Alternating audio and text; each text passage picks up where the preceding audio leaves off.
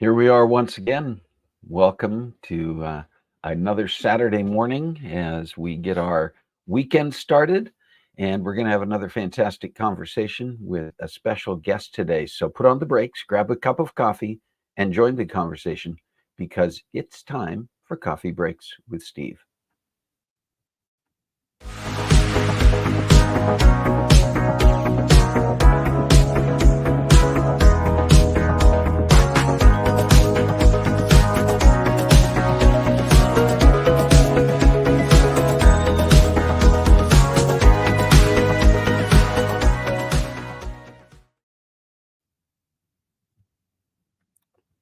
Have the travel cup with me because I'm not at home. I'm not in Spokane. Uh-oh. And of course, this is the moment the frogs in the throat choose to show up.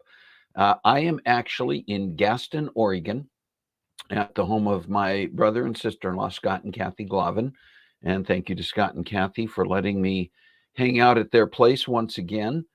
And the reason that I'm in town actually has to do with our guest and our topic today, because I am participating in auditions for an original play. You're going to hear more about it in a few minutes, so I won't go into a lot of detail right now, but I do want to say good morning to Scott, who is on here.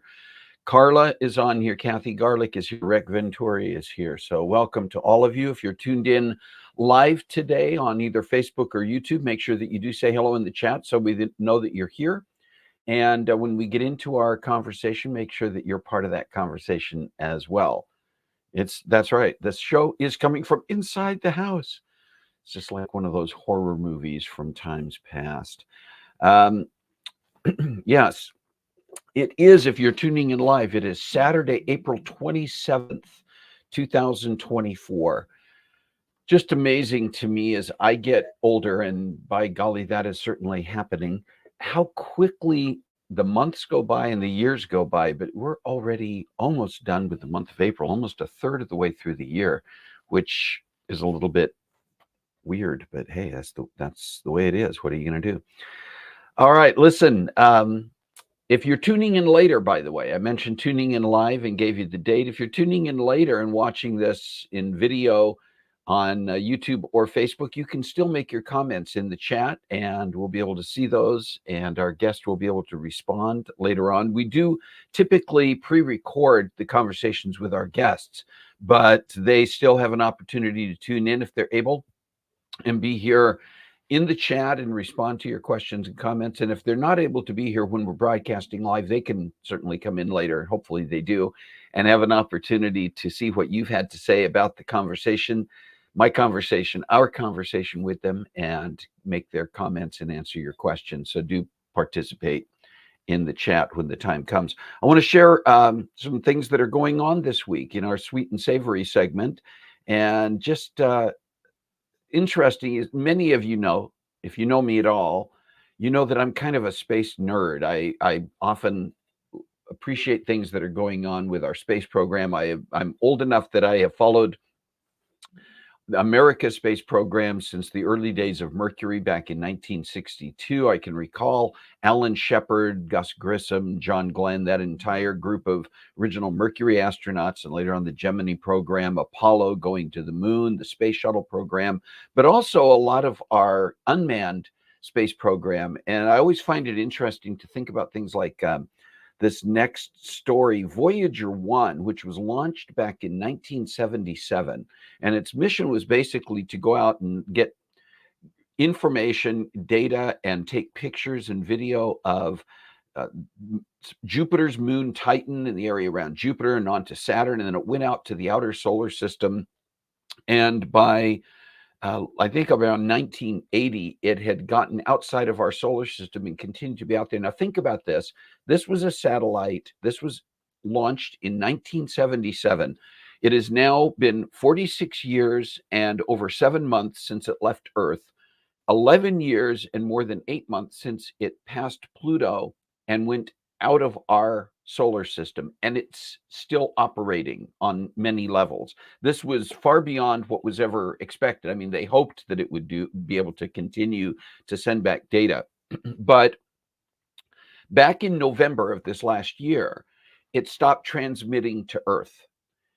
And the operating team for Voyager 1 knew that it was still functioning because they knew that it was still receiving their commands, but they could also tell that it was no longer sending anything back, and they had to figure out what was going on. And so they actually found out that there was one computer chip. By the way, think about this: how frequently and how soon our own computers here on Earth become obsolete and need to be replaced, whether it's your laptop or your home, desktop computer, your smartphone. Within a couple of years, sometimes within months, the hardware and the software is starting to become obsolete. Voyager 1 is 40, almost 47, no, almost 48 years, no, almost 47, sorry, years old. Now, a chip went out. So if this is your home computer, that might very well mean that you're going to go out and replace the computer. Well, since November, NASA has been working on trying to figure out what was causing that issue, and they finally determined that there was a single chip that had quit operating, but they were able to utilize other chips within Voyager 1 and basically recreate the code that had crashed. And in March, a month ago, they were able to reestablish communication with Voyager 1 in deep space. And I'm trying to get my mouse pointer. It's always fun when I'm in a remote location because I don't have the same stuff. But anyway, there's, artist rendering of Voyager 1 out there because we don't have a camera following it and taking pictures. But anyway, it's still now, it has gone back to broadcasting. And they are saying that Voyager can still, a number of the scientific instruments no longer operate 47 years later, still study the nature of cosmic rays and magnetic fields in interstellar space as little as 1 year, or perhaps just a little longer. Even these will have to be powered off. By 2036, which is another 12 years out, the probe will depart the deep space network and be beyond all communication. That still, to me, is crazy to think that it will almost be 60 years from its launch point when that happens. Anyway, I find that kind of stuff fascinating, considering what we think of modern technology, and this technology that was really, they were creating Voyager back in the 60s and putting it all together, and that technology is still on many levels operating. Anyway, I want to talk about some birthdays that are coming up. A birthday that's coming up, and that is my grandson, Jameson Wright LaForce. On May 2nd, he becomes a teenager. He's becoming a teenager this next week. That is just so odd for me to think about, but he's a fantastic young man. Happy birthday to Jameson, and appreciate you very, very much, and looking forward to seeing you in not that many weeks. That was the only birthday I had on the list this week, but I had a couple of wedding anniversaries coming up. And I want you to think about this May 2nd date, because we got a pattern going here. Also on May 2nd, Jay and Jerry Zettervall, dear friends, and often have been past guests on the show, and oftentimes are able to tune in live to the show. Jay and Jerry are celebrating their 4th anniversary together as a married couple on May 2nd, same date as Jameson's birthday. And then, staying with that pattern, my brother and sister-in-law, Scott and Kathy, are celebrating 26 years of marriage on May 2nd. May 2nd is obviously a big day for celebrating, for things happening. So happy anniversary to Scott and Kathy. I'm glad I get to be here this weekend and do a little pre-celebrating with you. Do you have a special day this week? If you do, let us know in the chat if we missed something and need to be celebrating and acknowledging with you. And if you have something coming up, maybe by the end of April, in the next week or two, or in the month of May, or maybe even June, July, beyond, feel free to email at cbwsteve@comcast.net so we can make sure that we are able to acknowledge and celebrate that with you as well. All right.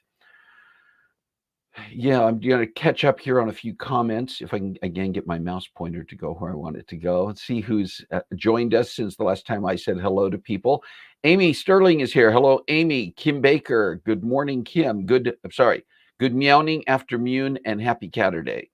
And yes, good to have you back. I know that Kim was doing some traveling and some celebrating with family on her own. So good to have you back on here with us. What was Kim saying about by 2036? I passed something that she said here, and I want to grab that again. I wonder if by 2036 we will have new technology to reach it in deeper space. That's not impossible, Kim. Who knows what will come up? Certainly, when they launched in 1977, I don't think they had considered that they would have the technology to be able to continue to communicate with this craft.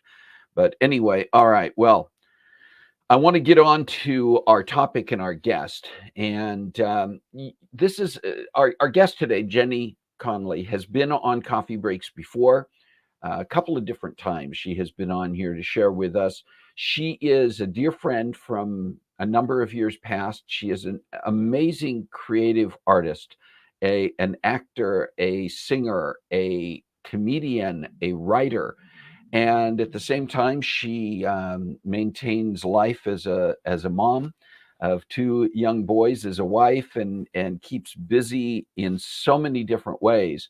But she has started a project that is truly amazing, and rather than spend a lot of time previewing it, I'm going to share my conversation with Jenny Conlee and let you find out more about this amazing creative project that she is now bringing to life. Here we go.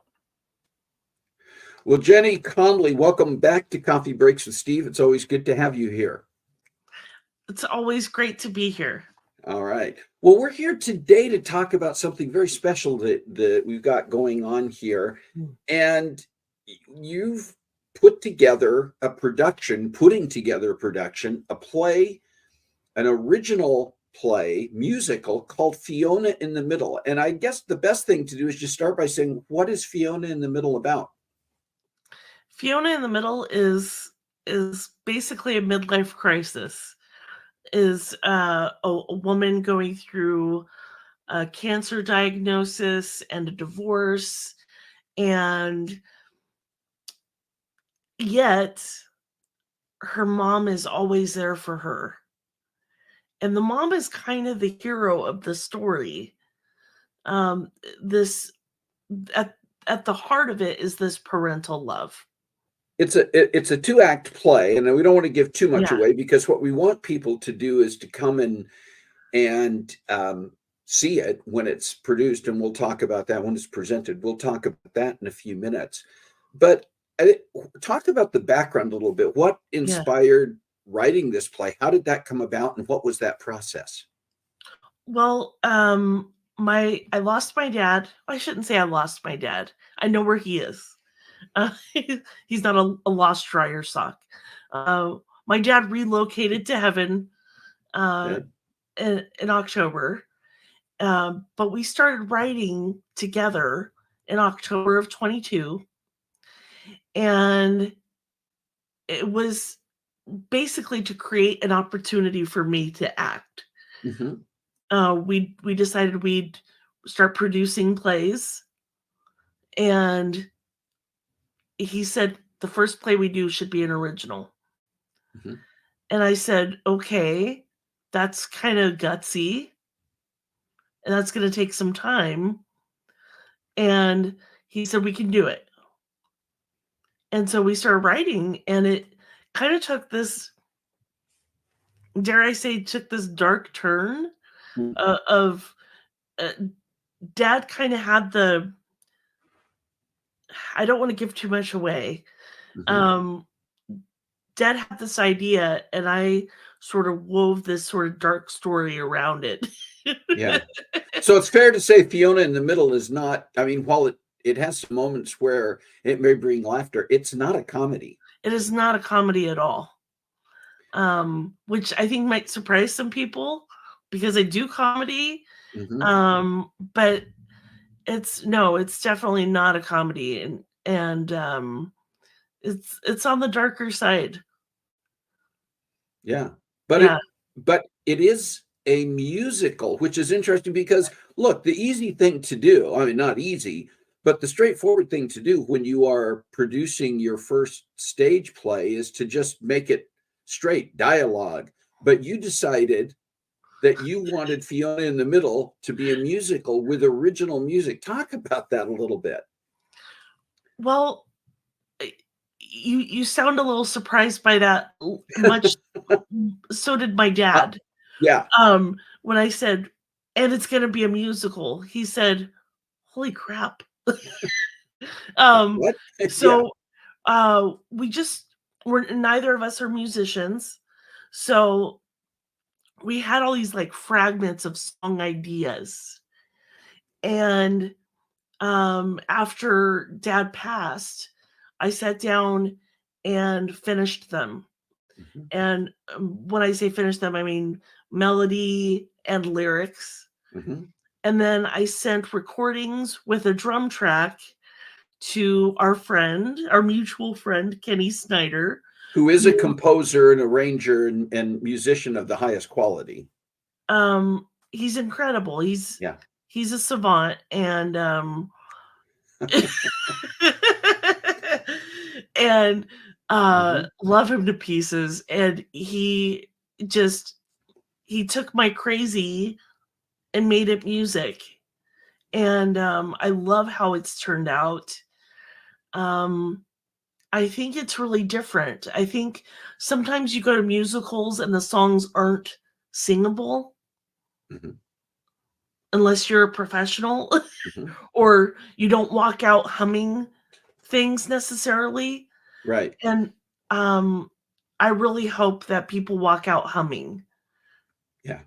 How many song tracks are there in Fiona in the Middle? 18. 18. So again, we're not talking about you threw in a couple of songs in this No. dramatic play. This is out and out. This is a musical. It is very much it's an original musical. And it's a fantastic story. And again, no spoilers here. I don't want to give anything further away. You mentioned that you do comedy, but you said that you're not a musician per se, but you're a singer. You are a comedian. You're an actor. You're a writer. Talk a little bit about your own journey as a performer over the past several years and how all of that led up to this. Lots of rejection. Frankly. And Dad always said he didn't know anybody who took rejection as well as I do. Because I always took it as okay, not this thing or not right now. But yeah, I think I feel like everything I've worked on. I'm sorry about the dog. That's all right. It's just additional guest appearance. Cameo. Somebody must be walking by. Yeah, that's fine. I feel like everything has sort of led up to this. All my experience and everything has sort of led to this. And it was when I sat down to write, I felt like it just bubbled out of me.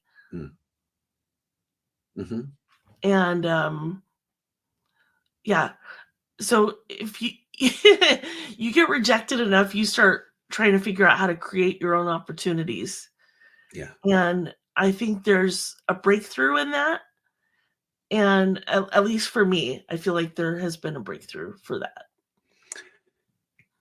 Of course, when you and your dad started writing this play, there was nothing going on in his life that you anticipated that he would pass before you finished this, but he did. I mean, this was not a finished. You weren't finished with the writing at that point. No, we had pretty much finished the first act. Yeah. And then he passed, and the decline over the year was significant. Obviously, but the decline, but even so, he would chip away at the dialogue. And I think it gave him something, because it was a wild year. he retired, and we relocated him. Yeah. We downsized his house, and then we started writing the play, and then he was gone. Is really that year. I spent about every day with him the last year of his life. And so, not to, I guess I can give a little bit of a spoiler here. After Dad passed, I finished Act 1, and I wrote the ending that we had discussed. And that left Act 2. And I wrote Act 2 about Dad and I writing the play. Yeah.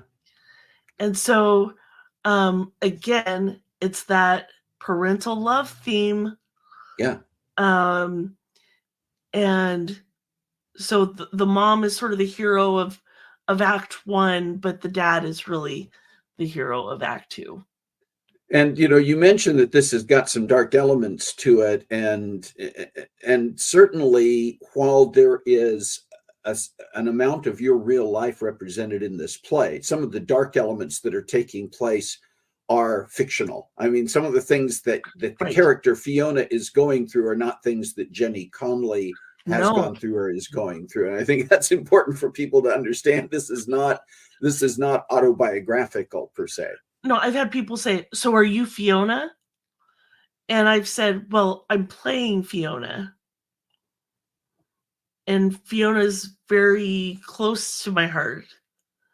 And there are elements of Fiona's personality that may be reflective of Jenny's personality. I mean, there is a piece of you in Fiona, but some of the things that Fiona's going through are not relevant to you. No, I've never had a cancer diagnosis. I've never been through a divorce, but this day and age, these are relevant things that almost everybody goes through. They can relate to directly, or they've been touched by them. I have an aunt and a cousin who have both been through breast cancer, and 50% of marriages end in divorce. Yeah. And so your life has been touched by these things, whether you have personally been through them or not. There's a relatability to it.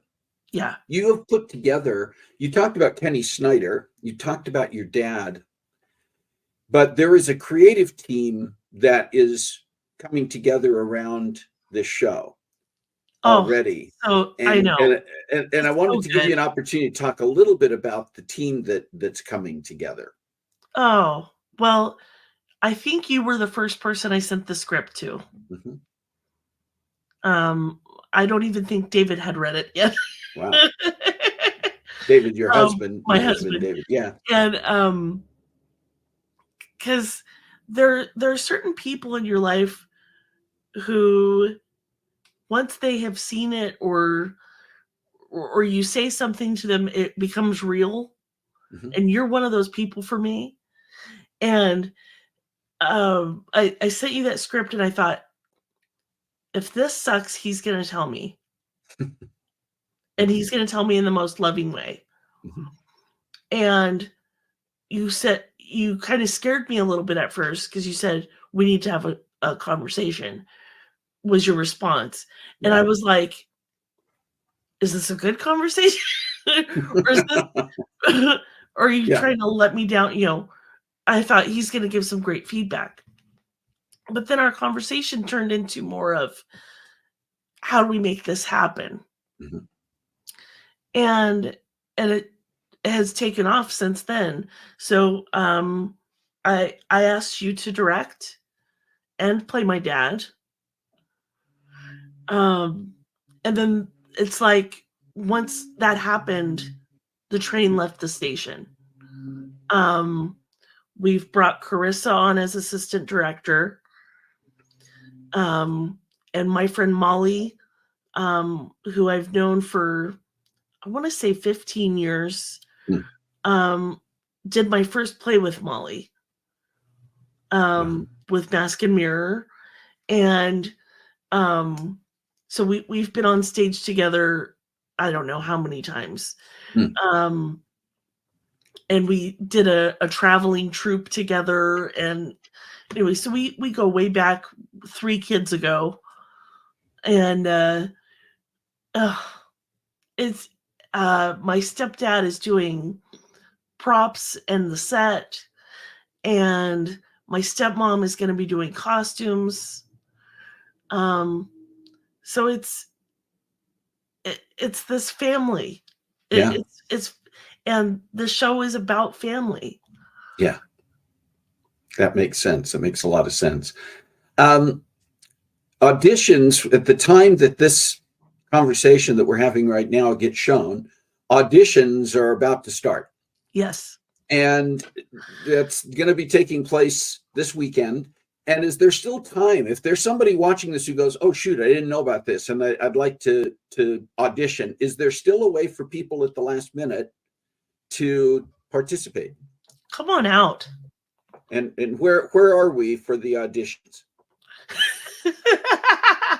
We'll put it up there. We'll put it up on the screen.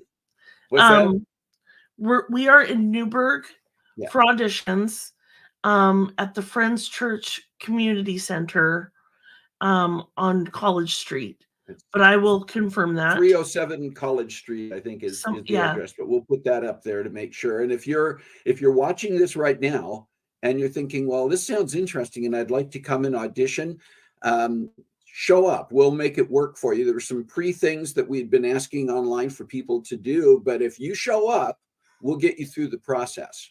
We'll find a way to do it. Yeah, I had originally on the audition post, I had, asked for a monologue and a couple of songs, and we're way more laid back than that.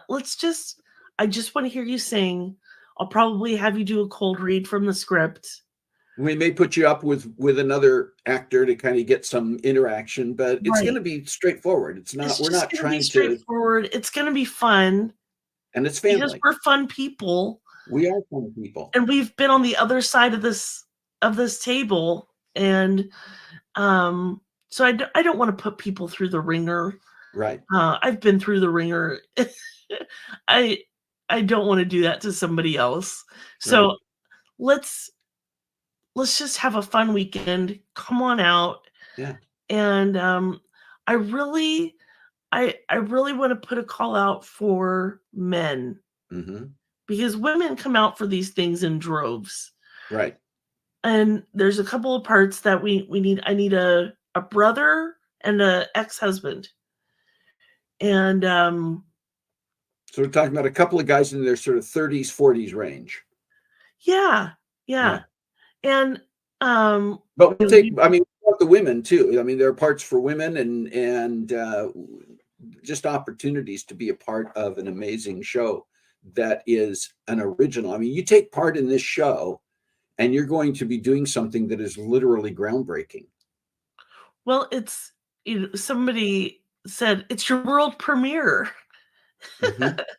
And also, and I don't even think I've told you this yet, what I'd like to do is once we are cast, I want to take the cast back to the studio to re-record the songs, so we have recordings of the original cast. Yeah, I love that idea. And that's something that you see happen when Broadway shows are put together. Yeah. They go into the studio early on and they create a cast, the original cast recording. I love that idea.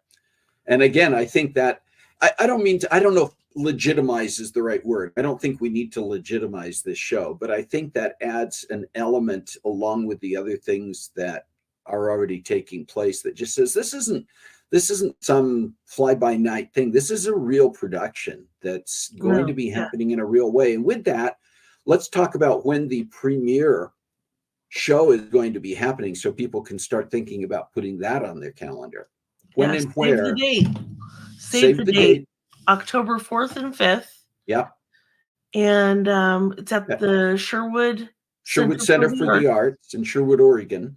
Yes. And again, we're going to be showing that information, and we're going to be coming back, Jenny. I'm going to make sure that we come back and talk about this along the way. And before we get to October, we're going to be putting out another call for people to make sure they show up, because this is special.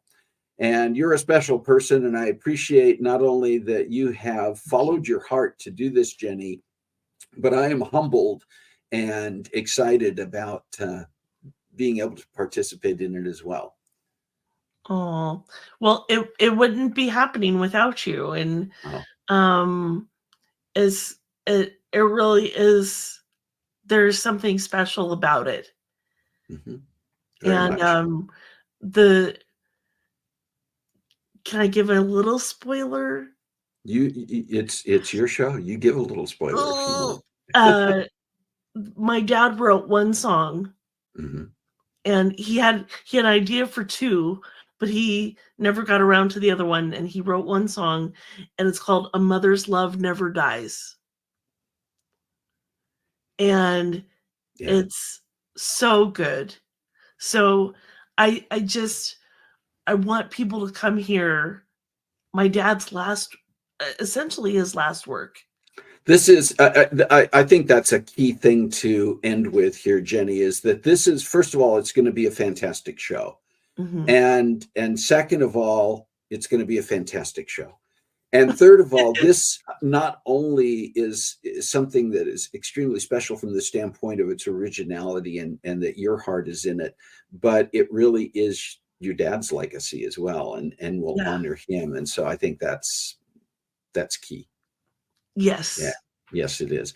Well, Jenny Conlee, thank you once again. Thank you, first of all, for taking the time to be here. But I think more important than that, I just want to let you know how much I appreciate you as a friend, but also a pseudo daughter. And when we do this play, my daughter in the play, right? Yes. So I'm very excited about this. But thank you for taking the time to come here and talk about it today. We look forward to the auditions. We look forward to the show coming together, and we'll be back to make sure that people know that it's coming up in October and can be there. Jenny, thanks. We'll talk soon. Thank you, sir. All right. My conversation with Jenny Conlee about Fiona in the Middle.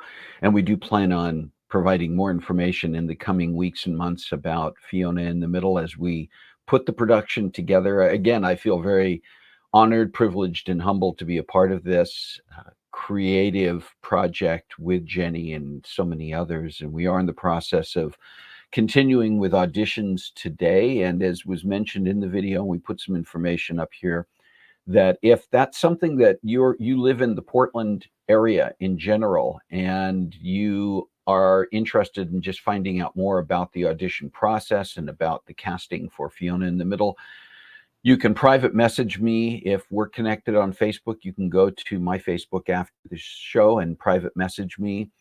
You can send an email to cbwsteve@comcast.net. I look at and check my emails over there on a regular basis, so I'll see that, and I'm be more than happy to get you additional information and connect you with the process. And maybe it's not you, maybe you know somebody that you're thinking, well, shoot, I wonder if they even knew about this. It's somebody who you know is an actor or would love to be an actor, and this is we're workshopping this project, which is part of the reason that for an October performance, it's coming together this early. We want to have time to put the cast together, to work with the cast and work through a number of things, so that by the time, and the rehearsal schedule is going to be very flexible. Because we are starting so early, we have the opportunity to work very flexibly with people. And you saw in there that Jenny mentioned that I'm directing this, and it's being presented in Sherwood, Oregon, in the Portland area. And many of you know I live in Spokane, Washington. So how's that going to work? We've got some things in place that will allow me not only to participate in the rehearsals remotely, but to have people working with the team, including Carissa and Molly, who were introduced during the video, who will be available live to also be on site and help with that part of the process. Anyway, I also saw in the chat here, so sorry, I saw that we have been having some issues with participating in the chat today. Not sure what's going on with that. We've been kind of analyzing it in the background as we've gone and can't see any specific bugs that are preventing it. And so I do apologize for any of you who have been trying to participate in the chat, either on YouTube or Facebook, and have been unable to do so. We'll do some further research this week. I do know earlier in the week on StreamYard, which is the platform we use, the studio platform that is being used that connects us out to Facebook and YouTube, that there were some messages earlier in the week that they were having some glitches with connections to the other platforms that they fixed. We were able to broadcast out there, but there may have been some residual issues regarding connecting to the chat on one or both of those. So my apologies to you if you tried to chat. Possible that if you go back later on and watch this in recorded version, that you may have better success. I hope so. But again, we'll continue to look into that so that we make sure that by next week, we hopefully don't have any issues of that nature. All right, we're going to get ready to wrap up here in the next few minutes, and we'll probably be able to finish even a few minutes early today, but I want to let you know some things that are coming up in the next few weeks on Coffee Breaks with Steve, and encourage you to tune in. As we get into next week, we start the month of May, and May is Women's Health Month. And we're going to launch Women's Health Month by having a guest, another person who is very dear to my heart and family member, Kirsten Harris, who is a nurse practitioner working specifically in areas of cardiac and cardiac care, hospital cardiac care. And she's currently focusing on projects in her own career dealing with heart health for women. And so we're going to be talking about that. There are a lot of things that are still misunderstood about women and heart health, and we're going to talk about some things having to do with heart health in general, but we're going to spend a lot of time focusing on women and what women can and should be doing to make sure that they are healthy, remain healthy, and can deal with any concerns that they may have. So that's next week that Kirsten will be on. And I invite and encourage, even if you're a man, yes, I know we're talking about women's heart health. You want to tune in, you want to learn some things from Kirsten, because we are going to be talking about a number of issues having to do with health. And you probably have a woman or women in your life who you can invite to join you to watch next week's episode. And then in 2 weeks, on May 11th, it's going to be a lot of fun. We have a folk singer from the Pacific Northwest who goes by Cascade Cody. And Cody's going to be joining us to talk about his music, his journey through putting together the kind of music that he performs. And you're just going to get a chance to meet, I think, a unique and very interesting character. 3 weeks out, I'm going to be on the move a little bit. Carol and I are taking some time to explore some more areas of New England while we're on the East Coast. Shalane will be back, and she's still working on the specifics of the episode she's going to be hosting in 3 weeks, but we'll be getting you more information about that in the next week or two, and just invite you to continue to support Shalane and Coffee Breaks with Steve on that weekend. And then as we get into Memorial Day weekend, on May 25th, we're going to have a very, very special guest, Karen Pfeiffer, who is a Gold Star wife, a Gold Star spouse. She is the widow of a soldier who was killed in action in Afghanistan, and she's going to share her story. And yes, I'm sure it's going to be emotional, but you're also going to find out a lot about a very interesting and fun person in Karen Pfeiffer. So once again, I invite and strongly encourage you to be here for that Memorial Day weekend episode of Coffee Breaks. You may have ideas about topics. I know many of you do, because you have shared those before. Topic ideas, guest ideas that we should be aware of. A number of topics over the past 5 years. A number of the guests who we have had on the show over the past several years have come from your ideas, have come from your introductions to people. And I want to encourage you to continue to do that. We get around this virtual coffee table together on Saturday mornings, and you are part of the conversation, particularly when the chat's working. Oh, and I see Kathy Glavin on here. Hi, Kathy. I'm sorry that I didn't say hi earlier. Hi, Kathy Glavin. And again, happy anniversary to you and Scott. Happy anniversary to Jay and Jerry. But getting back to the guests, getting back to the topics, please do share your ideas And again, if it's somebody that you know, somebody you have access to, please make that introduction so that I can follow up with them and we can get them connected and scheduled to be on the show. It's your conversation too. And then I want to remind you, if you're not already a subscriber to our YouTube channel, chat issues aside, if you're not a subscriber to our YouTube channel, even if you regularly watch Coffee Breaks with Steve on Facebook, as I know probably the majority of you do, would you do me a favor and do yourself a favor and do our guests a favor? And after the show today, go to YouTube if you're not already there. And if you're not already a subscriber, click the subscribe button, click the bell that will inform you when we have new episodes and new information going up. We're in the process of putting together things that are going to expand our presence on YouTube. And it's an area where we really want to grow. Why?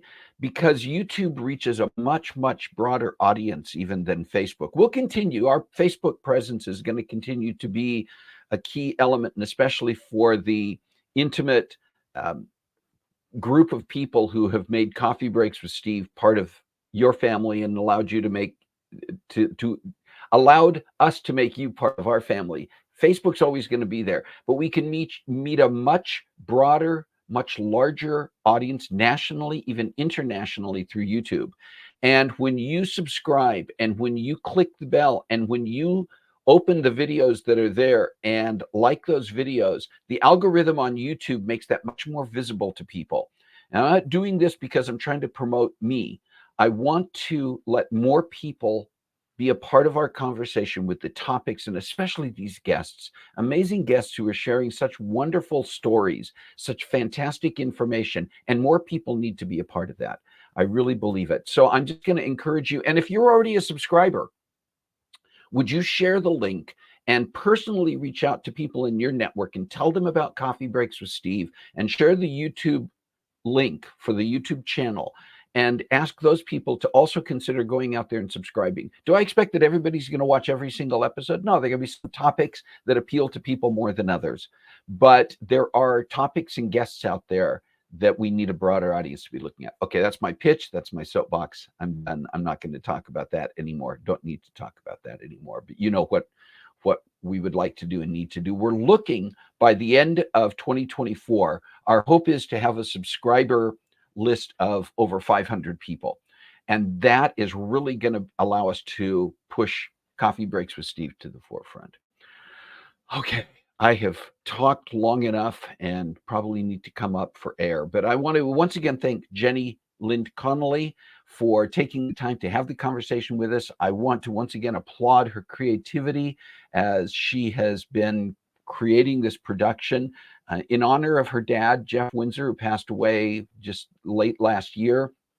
Something that they worked together on as father and daughter, and now she is working to complete it and make it something that is available to so many people. And you're going to want to see this. Make the effort. We'll keep you posted on it. Thanks to all of you for being here, for being part of the program. And there's Scott. Thank you to Scott and Kathy for letting me crash at their place this weekend and for being such an essential part of all of this. And remember to find a way to make a difference in your world this week. God bless you. Have a great week. We'll see you next time.